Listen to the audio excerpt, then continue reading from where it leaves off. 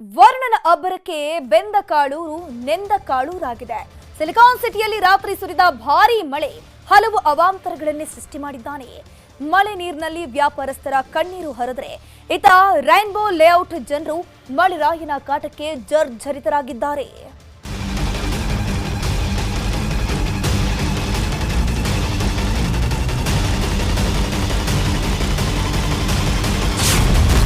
ರಾತ್ರಿ ಸುರಿದ ಮಳೆಗೆ ಬೆಂಗಳೂರು ಹರೋಹರ. ಹಗಲು ರಾತ್ರಿ ಜಾಗರಣೆ, ಜನರಿಗೆ ಜಲಕಂಟಕ.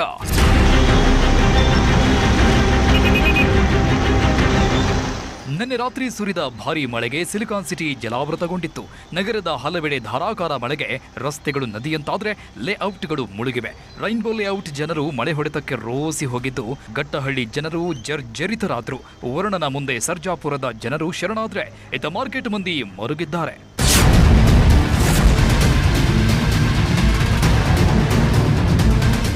ಸರ್ಜಾಪುರದ ರೈನ್ಬೋ ಲೇಔಟ್ ಜನರಿಗೆ ಜಲಕಂಟಕ ಎದುರಾಗಿದೆ. ದೊಡ್ಡ ಕನ್ನಳ್ಳಿ ಕೆರೆ ಕೋಡಿ ಒಡೆದು ಲೇಔಟ್ನೊಳಗೆ ನೀರು ನುಗ್ಗಿತ್ತು. ಲೇಔಟ್ನ ರಸ್ತೆಗಳಲ್ಲಿ 3-4 ಅಡಿ ನೀರು ನಿಂತಿತ್ತು. ಮನೆಯೊಳಗೆ ನೀರು ನುಗ್ಗಿ ಇಲ್ಲಿಯ ನಿವಾಸಿಗಳು ರಾತ್ರಿ ಇಡೀ ಜಾಗರಣೆ ಮಾಡಿದ್ದಾರೆ. ಕಳೆದೆರಡು ವರ್ಷದ ಹಿಂದೆ ಮಳೆ ಬಂದು ರೈನ್ಬೋ ಲೇಔಟ್ ನಿವಾಸಿಗಳು ನೆರೆ ಪ್ರವಾಹದ ಪರಿಸ್ಥಿತಿ ಎದುರಿಸಿದ್ರು. ಇದೀಗ ಮತ್ತದೇ ಸಮಸ್ಯೆ ಎದುರಾಗಿದೆ.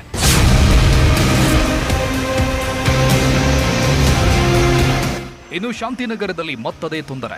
ನಿನ್ನೆ ಸುರಿದ ಮಳೆಗೆ ವಿಲ್ಸನ್ ಗಾರ್ಡನ್ ಹಲವು ರಸ್ತೆಗಳು ಜಲಾವೃತವಾಗಿದ್ವು. ಶಾಂತಿನಗರ ಬಸ್ ನಿಲ್ದಾಣದ ಹಿಂಭಾಗದ ರಸ್ತೆಯಲ್ಲಿ 3 ಅಡಿಯಷ್ಟು ಮಳೆ ನೀರು ನಿಂತಿತ್ತು. ಮಳೆ ನಿಂತು 4 ಗಂಟೆಯಾದ್ರೂ ಇದೇ ಪರಿಸ್ಥಿತಿ ಇತ್ತು. ಬೆಂಗಳೂರಿನಲ್ಲಿ ನಿನ್ನೆ ರಾತ್ರಿ ಸುರಿದಂತಹ ಧಾರಾಕಾರ ಮಳೆಗೆ ನಗರದ ಬಹುತೇಕ ರಸ್ತೆಗಳು ಜಲಾವೃತವಾಗಿದ್ದಾವೆ. ಮಹದೇವಪುರ ವಲಯ ಮತ್ತು ಯಲಹಂಕ ವಲಯದಲ್ಲಂತೂ ಸಾಕಷ್ಟು ಹಾನಿನೂ ಕೂಡ ಆಗಿದೆ. ನಾವೀಗ ಶಾಂತಿನಗರದ ರಸ್ತೆಯ ಮುಂಭಾಗದಲ್ಲಿದ್ದೇವೆ. ವಿಲ್ಸನ್ ಗಾರ್ಡನ್ನ ಬಹುತೇಕ ರಸ್ತೆಗಳಲ್ಲಿ ಇದೇ ರೀತಿಯಾದಂತಹ ಸಿಚುವೇಶನ್ ಇರೋದು. ಮಳೆ ನಿಂತು ಈಗಾಗಲೇ 3-4 ಗಂಟೆ ಆಗಿದೆ. ಆದರೆ ರಸ್ತೆ ಮೇಲೆ ನಿಂತ ಮಳೆ ನೀರು ಮಾತ್ರ ಇನ್ನೂ ಕೂಡ ಮೋರಿ ಕಡೆಗೆ ಹೋಗ್ತಾ ಇಲ್ಲ. ಯಾಕಂದ್ರೆ ಮೋರಿ ಎಲ್ಲ ಕೂಡ ಬ್ಲಾಕ್ ಆಗಿರೋ ಕಾರಣಕ್ಕಾಗಿ ವೆಹಿಕಲ್ಗಳು, 2 ವೀಲರ್ ವೆಹಿಕಲ್ ಹೋಗೋದು ಕೂಡ ಬಹಳನೇ ಕಷ್ಟ ಆಗ್ತಾ ಇದೆ. ರಾತ್ರಿ ಸುರಿದ ಮಳೆ ಬಡ ವ್ಯಾಪಾರಿಗಳ ಕಣ್ಣೀರಿಗೆ ಕಾರಣವಾಗಿದೆ. ಕೆಆರ್ ಮಾರ್ಕೆಟ್ನಲ್ಲಿ ಮಳೆ ನೀರು ಜೊತೆ ವ್ಯಾಪಾರಸ್ಥರ ಕಣ್ಣೀರು ಹರಿದಿದೆ. ಮಳೆ ನೀರಿನಿಂದ ವ್ಯಾಪಾರಕ್ಕೆ ತಂದ ಸೊಪ್ಪು ತರಕಾರಿ ತೇಲಿ ಹೋಗಿದೆ. ಇನ್ನು ಶ್ರೀಸಾಯಿ ಲೇಔಟ್ನಲ್ಲಿ ಮಳೆ ನೀರು ನಿಂತು ರಸ್ತೆಯಲ್ಲಿದ್ದ ಗುಂಡಿಯಿಂದ ಆಟೋ ವಾಲಿರೋ ಘಟನೆ ನಡೆದಿದೆ. ಆಟೋ ಬಲಬದಿಯ ಚಕ್ರ ಗುಂಡಿಯಲ್ಲಿ ಲಾಕ್ ಆಗಿದ್ದು, ಅದೃಷ್ಟವಶಾತ್ ಪ್ರಾಣಾಪಾಯದಿಂದ ಪಾರಾಗಿದ್ದಾರೆ.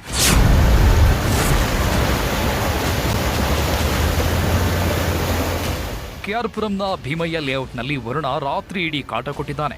ರಸ್ತೆಯಲ್ಲಿ ನಿಂತ ನೀರು ತಗ್ಗು ಪ್ರದೇಶದ ಮನೆಯೊಳಗೂ ನುಗ್ಗಿ ಅವಾಂತರ ಸೃಷ್ಟಿ ಮಾಡಿತು.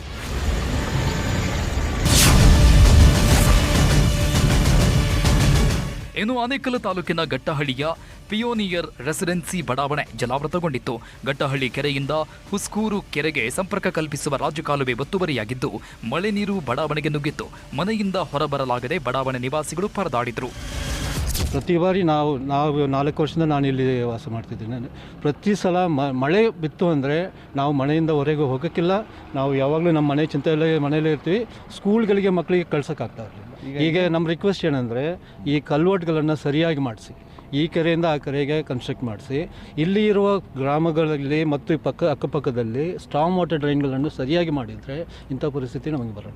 ನಾವು BDA ಅಪ್ರೂವ್ಡ್ ಅಂತ ಒಂದು ಲೇಔಟ್ ಬಂದಾಗ ನಮ್ಮದು ಮಿನಿಮಮ್ ಎಕ್ಸ್ಪೆಕ್ಟೇಷನ್ ಏನಿರುತ್ತೆ ಅಂತಂದರೆ, ಬೇಸಿಕ್ ಇನ್ಫ್ರಾಸ್ಟ್ರಕ್ಚರ್ ಕರೆಕ್ಟಾಗಿರುತ್ತೆ ಅಂತ ನಮ್ಮದು ಒಂದು ಎಕ್ಸ್ಪೆಕ್ಟೇಷನ್ ಇರೋದು.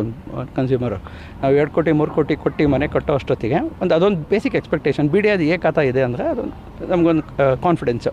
ಆ ಕಾನ್ಫಿಡೆನ್ಸಿನ ಮೇಲೆ ತೊಗೊಂಡು ಒಂದು ಚಿಕ್ಕ ಮಳೆ ಬಂದ್ರೂ ನಾವು ಇಷ್ಟು ಒದ್ದಾಡುವ ಪರಿಸ್ಥಿತಿ ಬಂದಿದೆ. ಇನ್ನು ಮಳೆ ಅವಾಂತರದ ಬಗ್ಗೆ DCM ಬೆಂಗಳೂರು ಉಸ್ತುವಾರಿ ಸಚಿವ DK ಶಿವಕುಮಾರ್ ಹೇಳಿದ್ದು ಹೀಗೆ. ರಾತ್ರಿ ಮಳೆ ಬಂದಿದೆ. ರಾತ್ರಿ ಎಲ್ಲ ನಮ್ಮ ಆಫೀಸರ್ಸ್ ಎಲ್ಲ ಬಹಳ ಅಲರ್ಟ್ ಆಗಿದ್ದಾರೆ. ಇಲ್ಲಿವರೆಗೂ ದೊಡ್ಡ ಏನಂತ ಅಘಾತದ ಬಗ್ಗೆ ಮಾಹಿತಿ ಇಲ್ಲ. ಸ್ವಲ್ಪ ಕೆಲವು ಕಡೆ ಎಲ್ಲ ಬ್ಲಾಕ್ ಆಗಿದೆ. ಸೊ ಅದು ಕೂಡ ಎಲ್ಲ ಕಂಪ್ಲೀಟ್ ನಮ್ಮ ಆಫೀಸರ್ಸ್ ಎಲ್ಲ ಅಲರ್ಟ್ ಆಗಿರೋಕ್ಕೆ ಒಟ್ನಲ್ಲಿ ನಗರದಲ್ಲಿ ನಿನ್ನೆ ರಾತ್ರಿ ಸುರಿದ ಮಳೆಯಿಂದ ಸಿಲಿಕಾನ್ ಸಿಟಿಯ ಚಿತ್ರಣವೇ ಬದಲಾಗಿದೆ. ಇನ್ನು 3 ದಿನ ನಗರಕ್ಕೆ ಯೆಲ್ಲೋ ಅಲರ್ಟ್ ಇರಲಿದ್ದು, GBA ಮುಂಜಾಗ್ರತಾ ಕ್ರಮ ತೆಗೆದುಕೊಳ್ಳಬೇಕಿದೆ. ಶರಣು ಹಂಪಿ ಜೊತೆ ಆನೇಕಲ್ನಿಂದ ಆದೂರು ಚಂದ್ರು, ನ್ಯೂಸ್ 18.